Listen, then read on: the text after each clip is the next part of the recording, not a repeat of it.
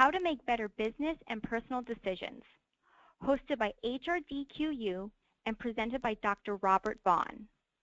Today's webinar will last around 1 hour. If you have any questions, you can always type them into that questions box.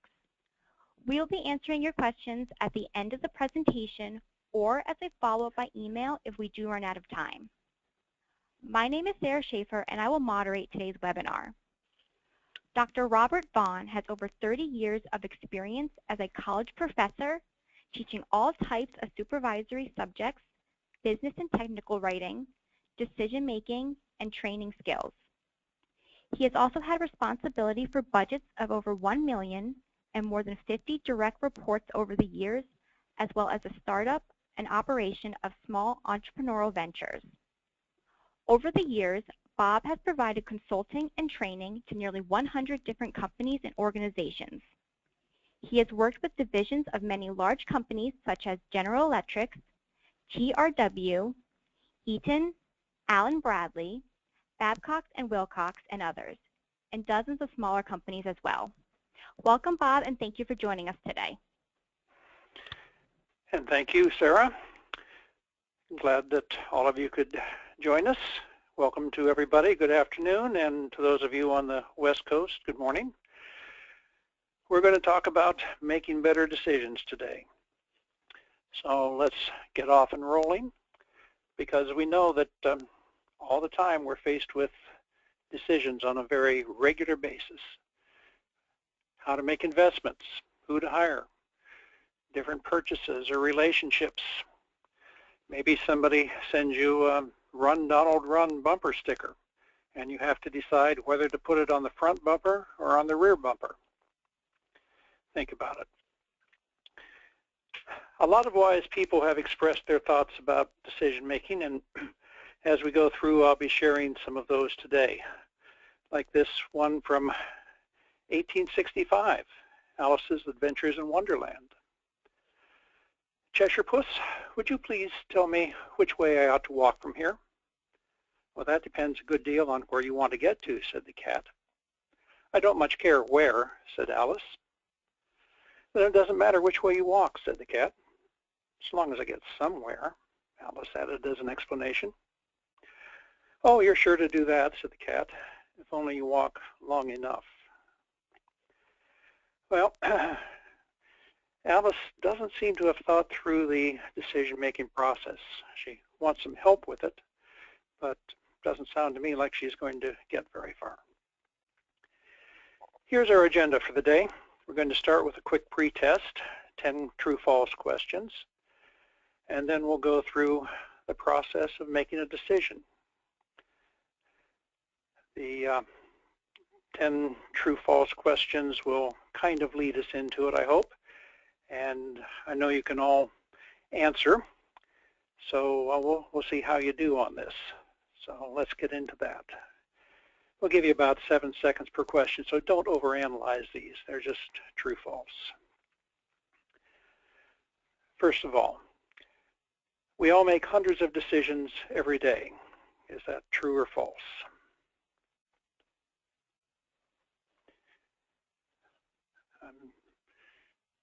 Seeing pretty much true as everybody goes down. And yes, that is true. All decisions are made in an essentially similar sort of pattern.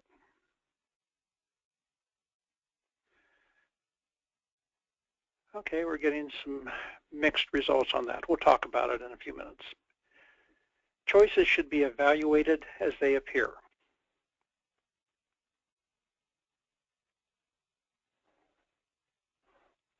Most people are saying false on that one. Okay. Decision-making applies to all phases of management or supervision, such as planning, organizing, control, and so on. True. Okay. Creativity is not necessary in most decision-making. How about that?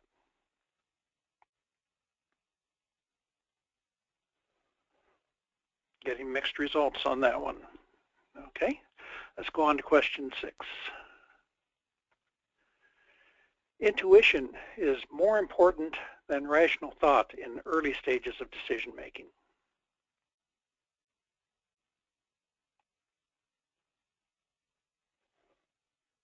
That one's coming in about 50-50 as well.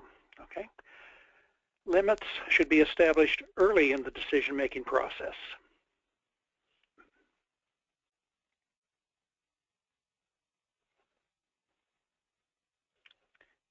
Okay, another mixed bag, false and true. Tolerance for risk influences decision-making for managers. Yeah, that one's running almost constantly true. Good decisions are both properly made and effective.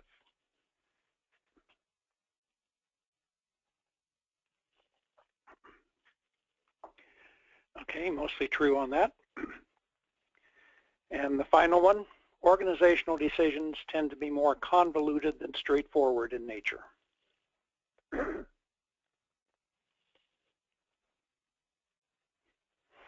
Yeah, most of you must work in an organization. Things do get convoluted in that. Okay, thank you. You can score yourself now because I can't score each one of you. Let's take a look at the answers to the pretest. Yes, we do make hundreds of decisions every day, from what pair of socks to put on in the morning to what time to go to bed.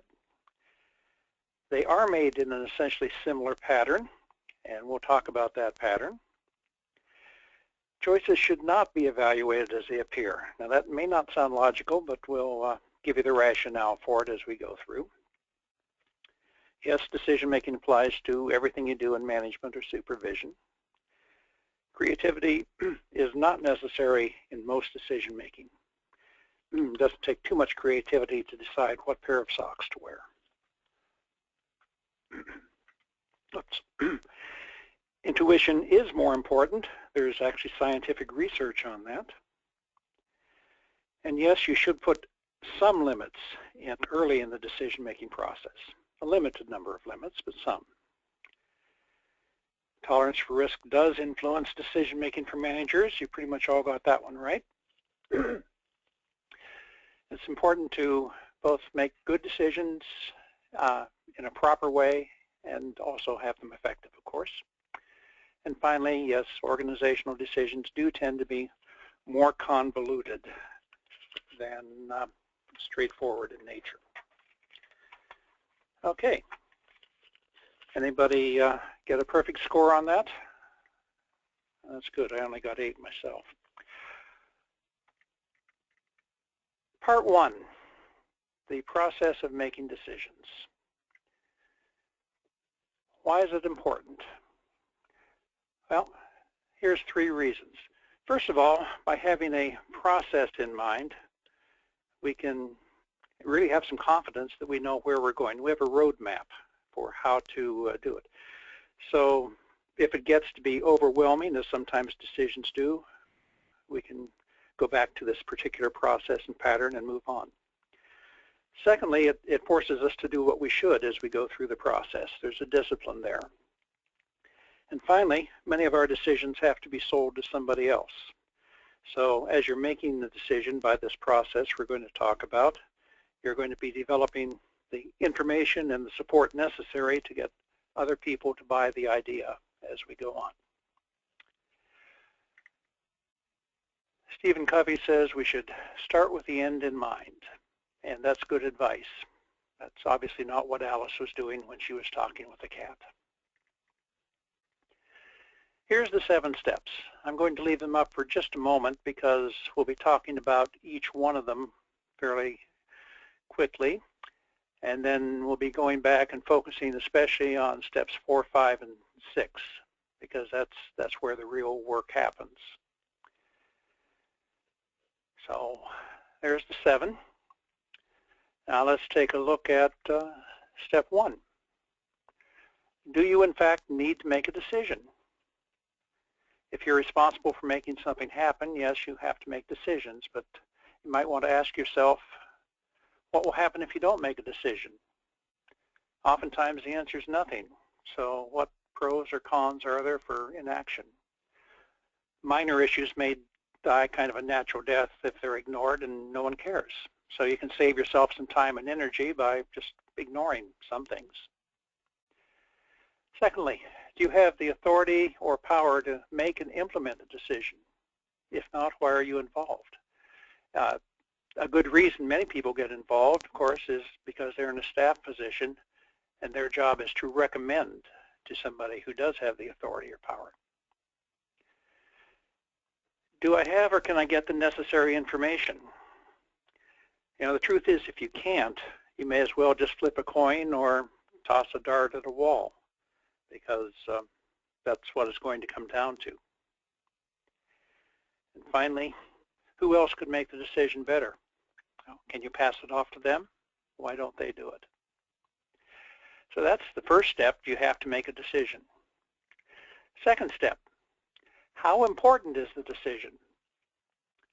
Competent people pretty much intuitively know most of the time when decisions are important and when they should pay more attention to making them. But frankly, most of us know some people who seem to make all decisions about equally important. These are the people who frustrate themselves and others because they're standing in the grocery store in the wine department for 50 minutes. Here are some of the typical criteria that most people use to figure out how important a decision is to them. First of all, how much does it cost? Usually, the more it costs, the more important it is. How long is the commitment? Usually, if you're stuck with it for quite a while, it's more important. Who's involved? Well, this will vary with the number of people and their relationship to the decision maker. And can it be changed later?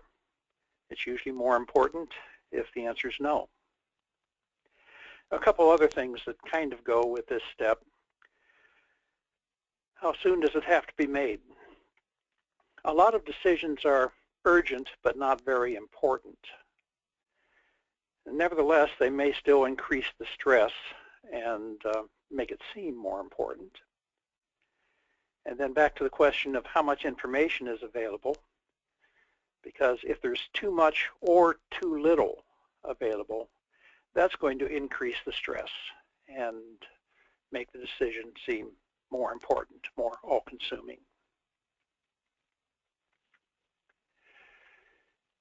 Step 3, figure out what limits apply to making and implementing the decision. We usually define limits in terms of what sort of resources that you have to put into making or implementing the decision. Time, money, equipment, all this sort of thing.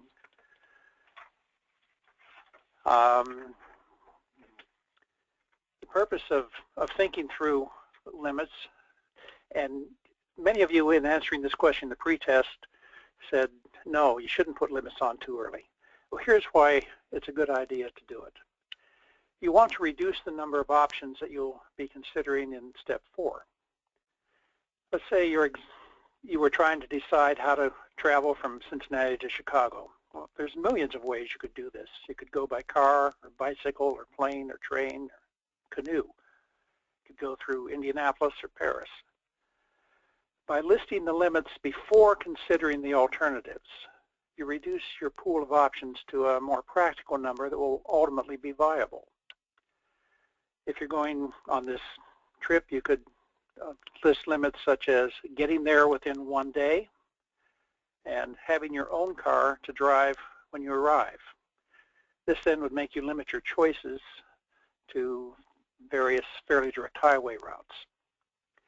Now, it's important you don't put on too many limits, because that would, first of all, reduce the potential for some creative options.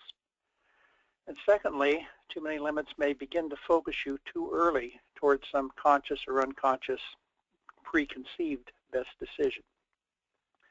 So yes, you need to put on limits early, but only essential ones. For example, if you say, I need my car rather than a car when you get to Chicago, you've limited your options much more.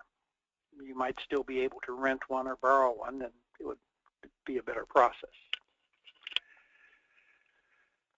Step 4, Remember I said that we're going to talk more later about steps 4, 5, and 6. So right now we'll just summarize what step 4 is. This is the very important inductive or creative part of the decision process. You have to come up with a good list of options from which to choose. So if you're making a decision, what are your choices? You almost never need to consider all the options, so you need to put together an adequate list. What's adequate? You know, that's a very vague term. It's one that you've thought through enough that you've included several different kinds of options. This may mean different vendors or different locations or different styles, whatever. And secondly, the differences between the options should be more than just cosmetic. For example, if your house looks dreary, your decision choices should be not only between brands of white paint. You should include some colors or stain or aluminum siding or bricks. Of course, you might really get rid of those in the next step. However, at least consider them. The final point there is complete step 4 before you even think about step 5. For one thing, steps 4 and 5, that is, determine possible choices and begin to get the information. These are done with different sides of the brain. Analysis skills are on the right side of the brain. Creativity skills, which is step 4, is on the left side of the brain. Jumping back and forth between these adds some unnecessary complications to the process. And also, human nature isn't always as patient as it should be. So flip-flopping between steps 4 and 5 will add time and probably increase pressures to cut the process short. So don't start the evaluation process, step 5, until you've come up with an adequate list of options in step 4. Let's say you want to buy a car. Your objective, buy a car by Friday. Your limits, $18,000, room for 5 passengers, 4-wheel drive, whatever. If you go to the first dealer's lot and see a car that fits these limits and you buy it without looking elsewhere, you may not have implemented the best decision. As you drive home in your new car, you may pass some other dealerships and wonder if some of those might have been better or cheaper. But unless you live in a very small town a long way from anywhere else you might buy a car, you'll probably not consider every possible option before you make a choice. Somewhere between dozens and thousands of cars are for sale in most places, and it's neither possible nor logical to check out each and every one before you buy. Step 5. Once you have your list, you start gathering information about your choices. This is the deductive process, gathering and data analysis. It's the left brain part. Let me ask, if you go to the grocery store, and how many kinds of cookies would you find available there? If you stand there and read the package of each one, how much information can you get? And how would you make a logical decision with all that information? You can't. So too much information can be every bit as bad as too little information. So you want to start out, as I said, by limiting your choices. You can't look at every possible choice. And then you want to collect your data selectively. Evaluate or test the possible choices. You can do this in a lot of ways, and we will talk more about it in a few minutes. But essentially, you're going to find that no option is perfect, probably. Each will have its pros and cons. And you'll have to collect information on each of them, and where you get it, and of course how much you need, depends on what sort of a decision you're making. Let's say you're trying to hire a new employee, an electrical engineer. Your limits are $52,000, able to start work first of the month, must know something about the industrial controls business. So you've gone through an employment agency and you've come up with 7 applications. Now you'll have to evaluate each of these. Undoubtedly, you'll find pros and cons to each prospective employee. So you'll have to collect further data on each of the 7 and evaluate this before you can make your decision. Step 7 is really a two-parter. Decide and implement the decision or else recycle.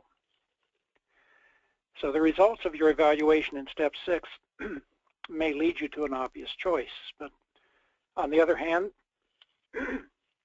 there may not be an obvious choice. While some narrowing of the field of options and further data collection may help, you may just have to make your decision based on a calculated risk. The best decision may not be the cheapest, and there are many other things besides price, of course, to consider. What the organization's like, what people need, and so on. Again, we'll come back to talking more about how to do these in a few minutes, but let's look at the other part of this, the idea of recycling. A lot of decisions that you make are maybe just too complex. So if that's the case, what you have to do is go back and repeat the process several times. Let's say the decision you were trying to make was, what business should I start for myself? And you've looked at different things, maybe starting a computer repair service or selling Amway or opening a shoe store. If you have a decision like this to make, well, you've decided to open a shoe store. That's just too complex. So you have to go back now and make some sub-decisions. So you go back to step 1 and you think, all right, where should I open this store? How do I get financing? How about inventory? How about hiring people? How about advertising? For each one of those, you go back through the 7-step process. And when it gets down to something at a low enough level, then you're able to just go forth and implement the decision. So here's the 7 steps again. We've been through these, but we'll be going back and talking about the important ones, step 4, 5, and 6, a little bit more here. Decision making isn't all logic. You know that. There have been several recent sellers by Malcolm Gladwell and Jonah Lehrer and a number of others that show the scientific research that proves decision making isn't all logic. Simple problems may require reason, but the more complicated problems, you have to get something besides just numbers into it.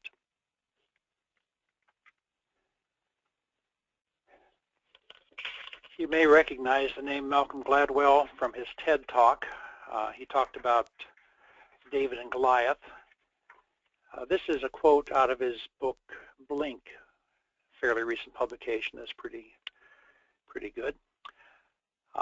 Jonah Lehrer is the author of a book called How We Decide, that's published by Houghton Mifflin. So, thoughts about decision making.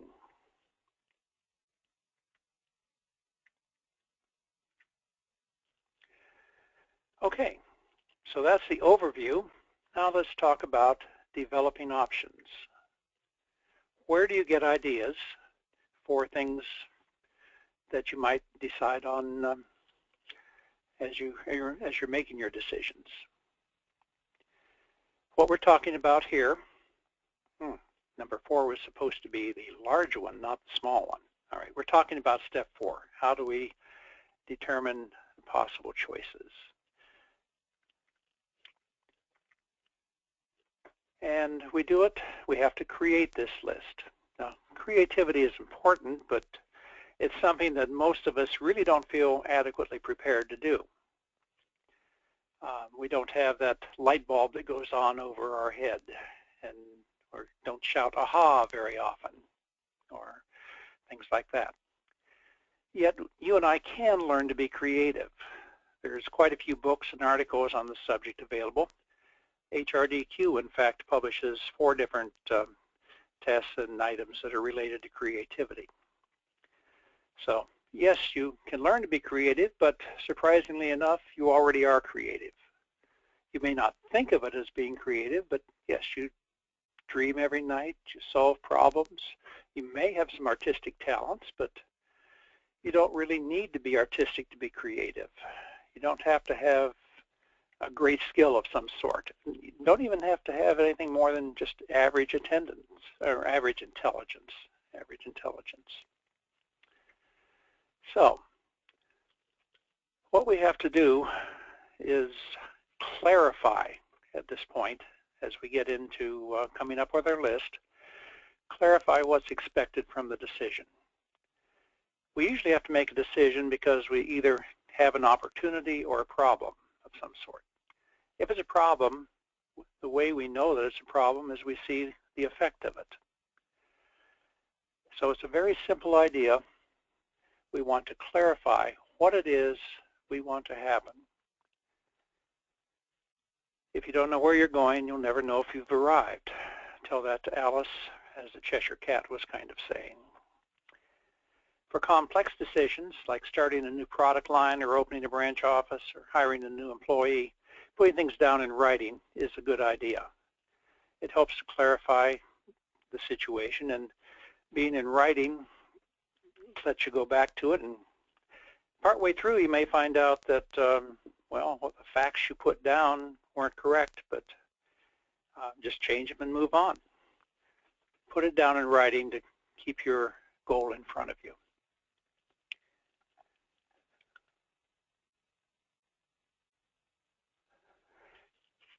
How is it possible that a person doesn't understand the issue?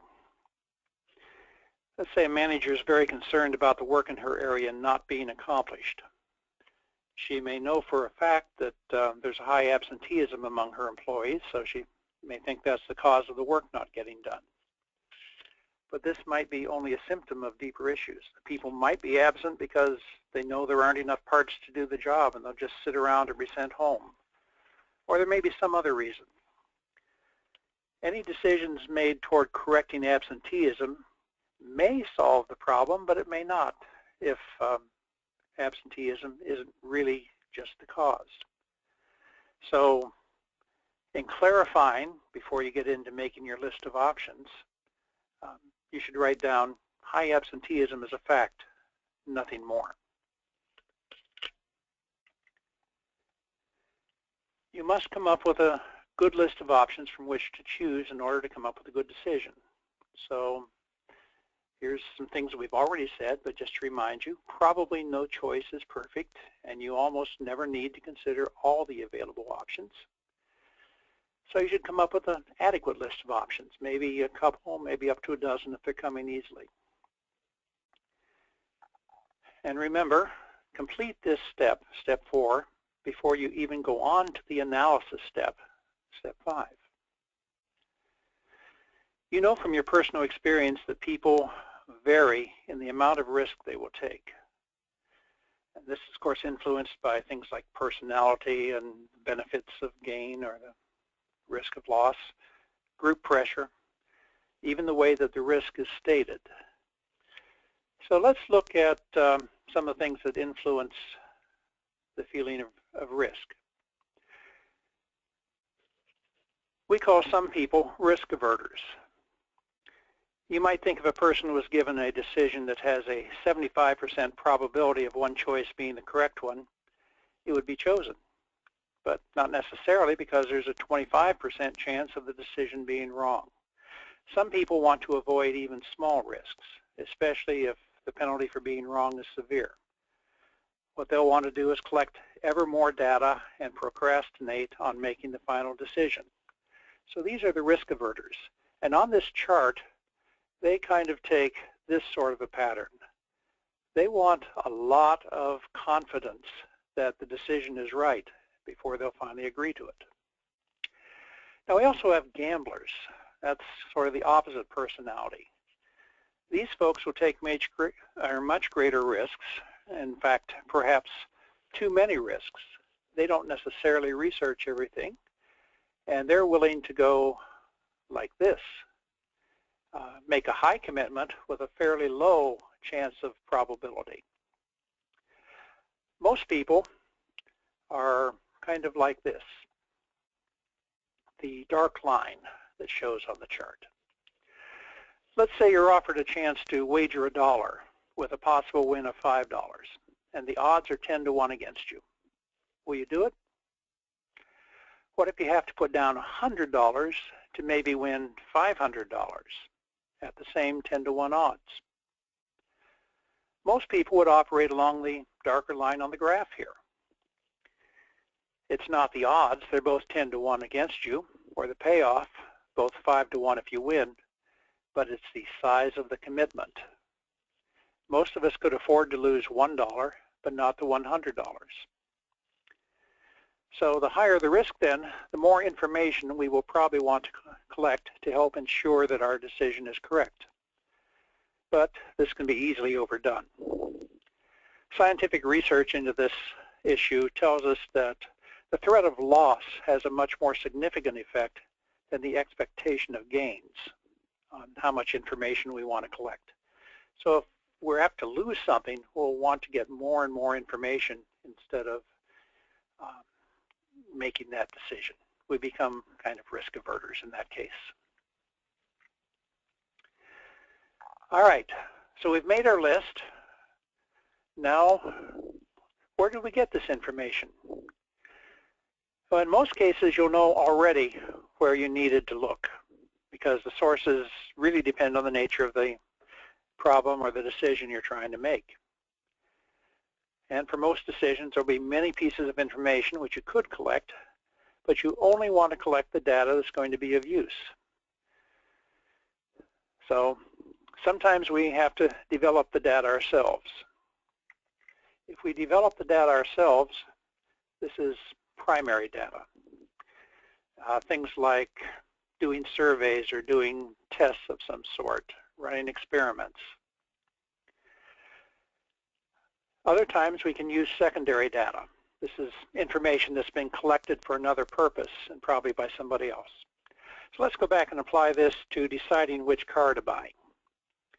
We could check hundreds of things about each of the options, including what the fuel tank capacity is and how long the windshield wiper blades are and so on. But we want to get enough information to make a good decision, not so much as to overwhelm us or cloud the issue or waste time. So what sort of primary data would we get?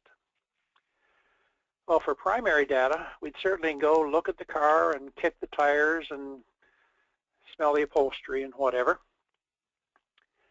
For secondary data, we would go to things like Consumer Reports or Car and Driver, talk with people who have owned that sort of a car, talk with your insurance agents and so on. If you can get good secondary data that applies, it's almost always cheaper. Research tells us that a major reason for poor decisions is having too much data. This is particularly true since the computer has come around and we can now analyze information, report it quickly and all that, but it still may not be good or necessary information. We have to sort out what's really important. We talked earlier that there's probably no need to look at every possible car you could buy before making your choice. What we have to decide is how much data is enough to make that decision. In some exercises, we're going to narrow down the population by putting increasingly restrictive limits on our options until we reach a small enough number or a narrow enough focus we can deal with it. In buying the car, we start out with the general price range and the nature of the car, and then we keep narrowing by all sorts of other limits until we get down to a reasonable number of potential choices available. Once we do that, then we start looking for details. How difficult or expensive is it to obtain the information, and how much risk is there associated with the decision? If it's expensive to get it, we really want to limit how much data we get and make sure we choose the right stuff. If there's big risk, we want to get enough, but again, we don't want to overdo it. Malcolm Gladwell again, from Blink. We like market research because it provides certainty. It gives us a score, a prediction. If someone asks us why we made the decision we did, we can point to a number. But the truth is, for many of the most important decisions, there can never be any certainty. So, narrowing things down, choosing the important things. I'm imagining that many of you know what Perrito Analysis is, but for some of you that don't or have forgotten because it's been a long time since you had that in college or high school, Perrito Analysis is sometimes called the 80-20 rule, or in inventory it's called ABC analysis. It's a technique to separate the significant few from the trivial many. Think about the phone calls you received last year. 80% of them may have come from 20% of your callers, and the other 20% of your callers came from the 80% of the people who called you once or twice during the year. Now, of course, that's not absolutely precisely accurate, but the generalized concept is probably true.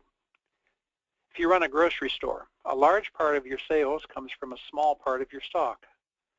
Milk and bread may make up less than 1% of your stock in units or price, but maybe 7 or 8% of your sales volume. So Perrito Analysis is looking at a collection of data and striving to distinguish the significant few from the trivial many. In this way, you can prioritize and focus on data that where your efforts can be most rewarded. If you change phone numbers, for example, notifying just a few key people will mean that most of your calls will be received. If you're operating the convenience store, you pay more attention to the 2% milk than you do to canned mushrooms. Now, if you really studied Perrito Analysis in a statistics course, you know it can be more complicated, but really the simple way to use this for decision making is to do this. Make a list of the data you could collect, then order it into its importance. You'll certainly collect the first item or two on the list, and after that you'll want to intuitively evaluate each to ask if it'll be cost effective to collect that or not. If not, of course, you don't collect the information. Once you've determined what data you must have, you then go out and collect it, and you need to organize it. It needs to be organized into meaningful groups and keep the necessary data. Try and put the nice-to-have stuff off to the side. If you have to collect primary data, that is, you're doing surveys or you're doing experiments or something, consider doing sampling. For a large population, you can get reasonably reliable information by selecting a small, statistically appropriate sample. And of course, we do that a lot in things like TV Arbitron ratings or political polls, free samples of food, whatever. So, organizing the data. Too often our minds are locked on one track. We are looking for red, so we overlook blue. Many Nobel Prizes have been washed down the drain because someone did not expect the unexpected. So essentially, it's important not to go into a decision-making process with too many preconceptions. Be open, be creative, come up with a list of options that has some variety in it, that's not all cut from one piece of cloth. Part 4, getting people involved. And here's where it begins to, of course, get confusing. Let's say, well, one question is, should you use a group to make a decision? Well, here's a couple things to consider with groups. Groups tend to make decisions more slowly. They take a longer time. Group decisions tend to be more extreme than those made by individuals. Groups often have to negotiate and compromise, and therefore only some of the members support it, and it tends to be watered down decisions. But not always. A group decision can be a good thing, but it doesn't have a good reputation, to tell the truth. Let's look at two quotes that I kind of enjoy. George Will says, "Football combines the two worst elements of American society, violence and committee meetings." I always like the way George says things. I don't necessarily always agree with him. And Will Rogers said, "No one ever erected a statue to a committee." Okay, now this would suggest that group decision might not be a good idea. But let's look at the positive things. They may be better if you need input from different perspectives, different parts of the organization, say from marketing and finance and production and so on. If you are trying to develop support for the decision, getting people involved helps. If people are involved, they feel supportive of the decision if they help make it. If you need some creativity in the decision, because groups do fairly well at creativity because they bring different perspectives to it. If you haven't done anything like this before, then a group approach to it is often a good idea. And also, if management doesn't have any preconceptions, if whatever the group decides would be acceptable to them, then a group may be a good thing to bring in to help make decisions.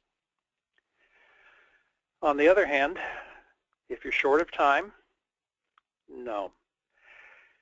If there's nobody in the group that has expertise in the issue, then no, because you have the blind leading the blind, and this does not work well.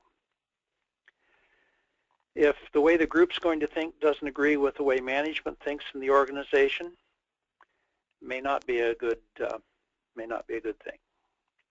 And finally, if the group is really dominated by just one person or a few people, then it's probably better to let them make it than to get the group involved when they may be frustrated by that process. So that's one question about getting a group involved.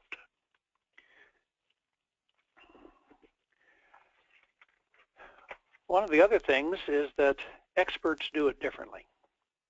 Gary Klein in Sources of Power says, when experts make decisions, they don't systematically and logically compare all options. It's much too slow. They size up the situation and act. Now, by experts, what he means here is people who are professionals and trained in the field, whether nurses or doctors or chemists or accountants or anybody who's a professional. These people basically have a gut feeling, an intuitive process. They've learned how to deal with things. Once a person becomes an expert in the field and they have a sufficient background, they're going to make accurate decisions. In fact, if they start thinking about things too much, this can get in the way. Research shows, for example, that doctors often make better decisions, better diagnoses, if they know less about a patient. If you ask a food critic about a dish, and unless you are one, you'll be amazed by their analysis because they're an expert. This doesn't mean that a layman's opinion is wrong, only that it may be ungrounded or shallow or difficult to explain. Gut feeling then is very powerful and really needs to be acknowledged and a part of the decision-making process. And again, there's lots of research to back this up. One's perspective can be altered in amazing ways by how the issue you're trying to decide is stated. Again, I imagine some of you know this, but early work on the concept of framing was done by Kahneman and Tversky in '74. What they found was the way something is stated will significantly alter the level of risk which we assign to the situation. Different people look at the same problem differently. In their experiments, they offered two groups of people the chance to buy hypothetical insurance. For one group, they told the people there was an 80% chance they'd never be in an accident. For the other, they were told there was a 20% chance they would have an accident. It's the same thing, right? 80%, 20%. The group that was given the negative perspective, the 20% chance that you will be in an accident, was far more likely to buy the insurance. Is it logical? No. But as you can imagine, this is a very popular study in the marketing field, and it certainly also deserves some significant attention in the decision-making process.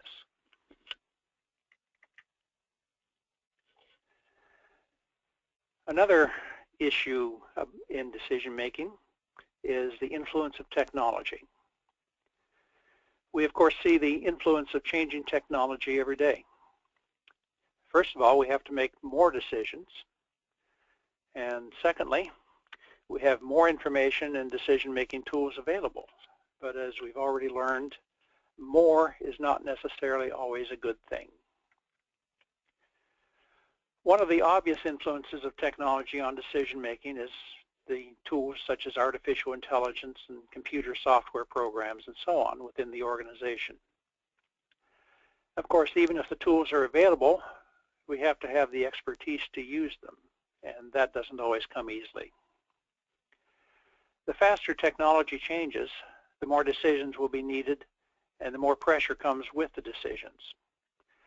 So in a high technology organization, the managers and teams will usually find higher levels of stress. There will also be more need for research to come up with the options from which they can choose. And these options are going to be obsolete and replaced quickly. And people are going to have to make quick decisions, often with great levels of risk. So stress is there. Higher technology also increases the risk of information overload. One may find people dreaming of the good old days when chocolate and vanilla were the main choices. That's, of course, not likely to happen again. Barry Schwartz's book, The Paradox of Choice, is an excellent source on this particular topic. What all of this means, of course, is that higher technology in organizations, the decision-making and problem-solving needs to be streamlined in the process. It also needs to be handled at the most efficient level of the organization and leveraged with appropriate tools. Now, by the most efficient level of the organization, I mean basically who has access to the information, who's going to be involved with the operation. If I want to make a proposal on a new computer program to a company, do I talk to the president? Probably not. He or she may be the one who ultimately approves the decision, but if I'm going to sell the idea, I'm going to have to talk with the IT people. They're the ones who are going to evaluate, and their recommendation will go up to the president. Part 5. We're not going to spend too much time on this one because, well, we only have about 11 minutes left, but primarily because presenting the decision is really more of a topic for another webinar. It's fairly complex. Here are 4 quick ideas that I do want to share, though. Once you've made the decision, oftentimes you have to sell the decision to somebody else. You have to get them to accept and implement the decision, and to do that, they have to believe that you have something worthwhile to say. So 4 ideas out of many that could be shared on this topic.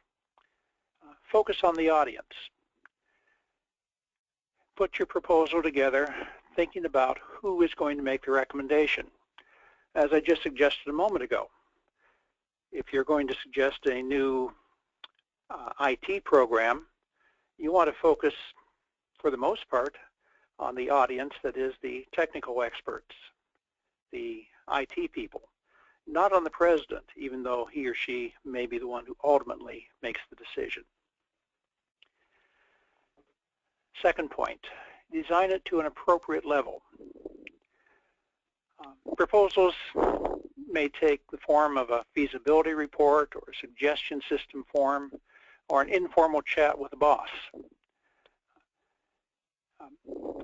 The issues which need change and how the decision maker's general familiarity with those issues is going to influence how you approach and develop the proposal.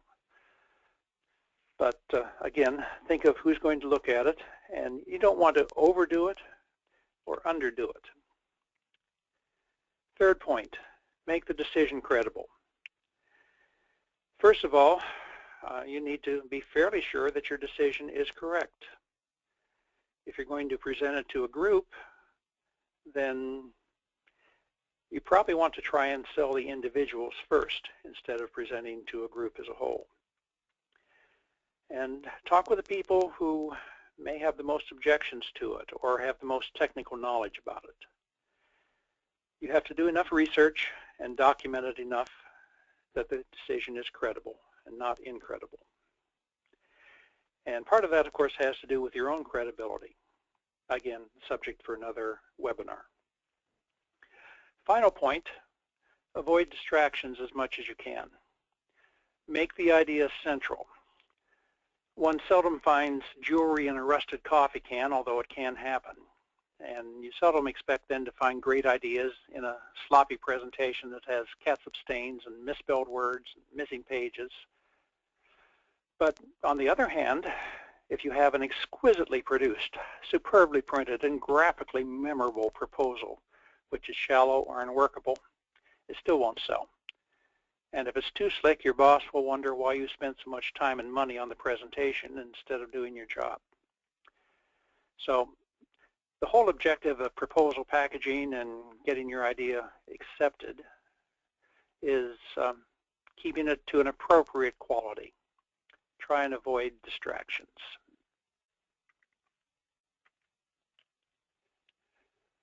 We as human beings have a storytelling problem.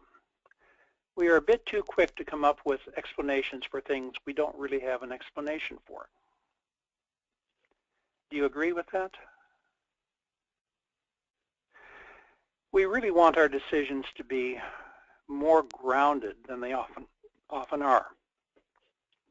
So what we've learned in looking through our points here is that there is a good structured way to make decisions, that pretty much any decision you make, whether you can do it in a matter of 2 or 3 seconds or whether it's going to take you many months, is going to go through the 7-step process.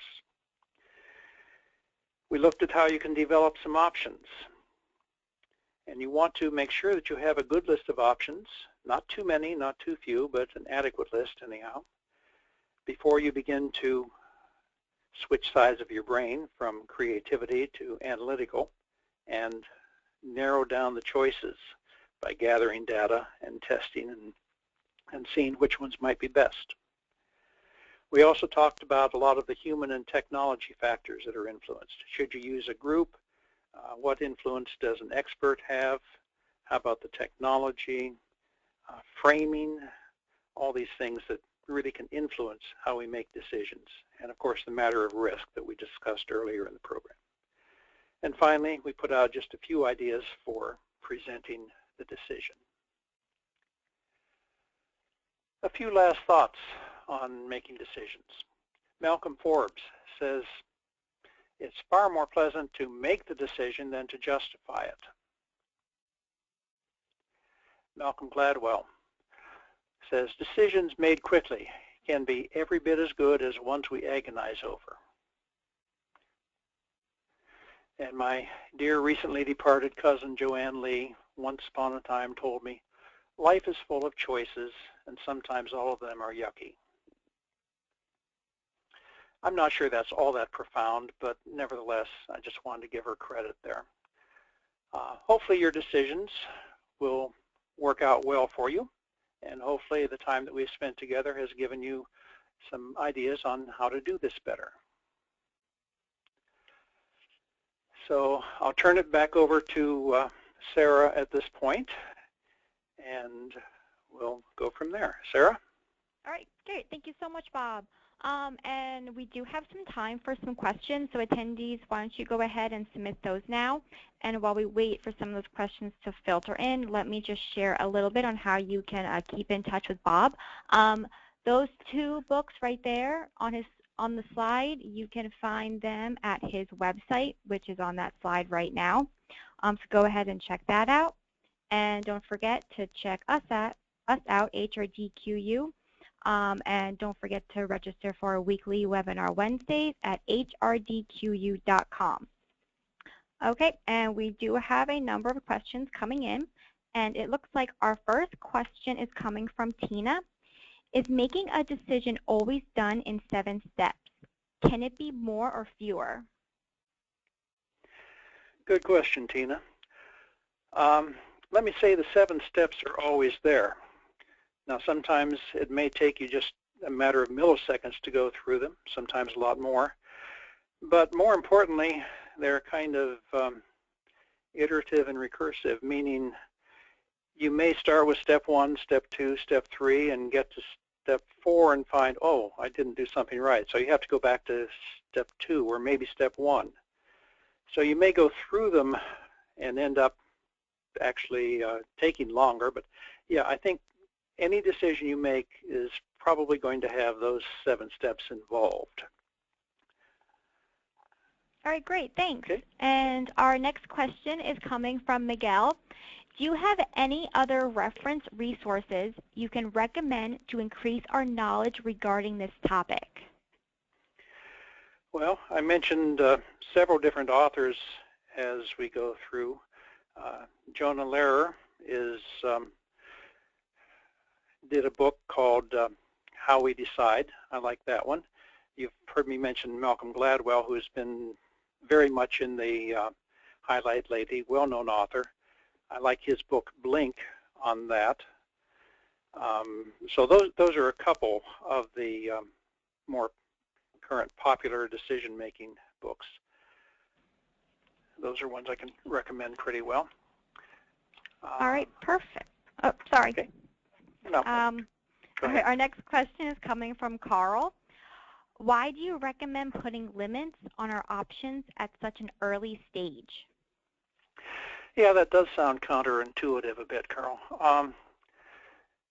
The truth is, if you don't put the options on too early, you're going to really get too many options to deal with in a reasonable way.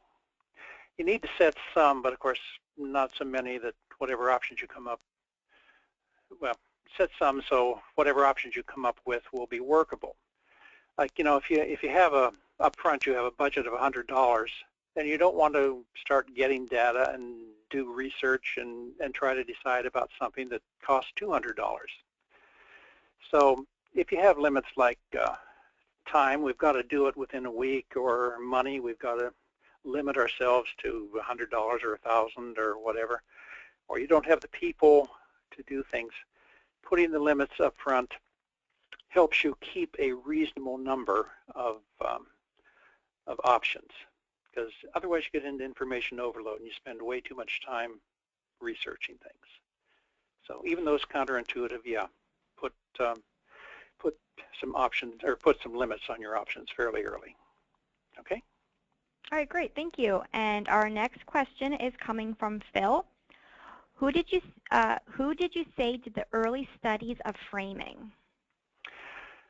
Framing, that was Kahneman, I think it's Kahnemann, and Tversky, Tversky.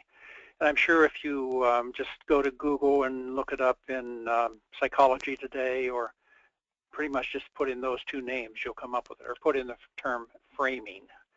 And of course you'll get, you know, a nearby shop that does pictures for you, but ignore that one. That's information overload, and look for framing as a influence in psychology. All right, great, thank you. And it looks like we probably just have time for one more question, and that one is coming from Matt. As we try to develop our choices, how can we minimize information overload in our computer searches? Oh, I long for the days to some degree when we could go to the library and pull out index cards. But no, when you are using computer searches, you've got two issues. One of them is volume and one of them is credibility. And I think the way you limit your volume is to very, very carefully define and structure your search parameters. As you use and, or, but not, other types of limiters in your search parameters, and try to make your wording as specific as possible. But of course, whatever you come up with might be really credible, or might have been written by the kid down the street. So to reduce credibility issues, you have to select your sources carefully. So a general search engine like Google or Yahoo is probably way too general to come up with useful data for some types of decisions. I go to a librarian or a research professional who can help you find some very specific topic-related databases, and they'll search only in validated sources that way, and that should be good. Okay? All right, great. Those were some awesome questions. And Bob, would you just like to add any final thoughts before I just go ahead and close out this session for today then? Well, this has been fun to share, and glad to see so many people signed up for it. And I want to thank you, Sarah, and thank HRDQ for the chance to do this. All right, perfect. Thank you again so much, Bob. And if we did not get time to answer your questions, I know there are a few still, you will receive an email response probably about mid-next week with those answered questions from Bob. So we appreciate your time, and we hope you found today's webinar informative. Thank you.